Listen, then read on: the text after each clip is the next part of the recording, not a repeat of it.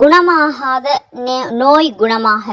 மருத்துவருக்கே என்ன நோய் என்று தெரியாத நோய் இருந்தால், அல்லது எந்த மருந்தாலும் குணமாகாத நோயாக இருந்தாலும், அல்லது எந்த அநீதி இழைக்கப்பட்டவராக இருந்தாலும், அநியாயம் அளவு கடந்து விட்டாலும், இந்த ஆயத்தை 313 தடவை ஓதி வானத்தின் பக்கம் தலையை உயர்த்தி ஊதிவிடவும், அல்லது தண்ணீரில் ஊதி நோயாளிக்கு 21 நாட்கள் வரை குடிக்க கொடுக்க வேண்டும். அந்த ஆயத்து 54வது சூறாவின் 10வது வசனம். ஃபதஆ ரப்பஹு அன்னி மக்லூபுன் ஃபந்தசிர். ஆகவே அவர் தன்னுடைய இறைவனை நோக்கி, நிச்சயமாக நான் இவர்களிடம் தோற்றுவிட்டேன், நீ எனக்கு உதவி செய்வாயாக என்று துவா செய்தார். இவ்வாறு அதிகமாக ஓதி வர நோய்கள் குணமாகும் இன்ஷா அல்லாஹ்.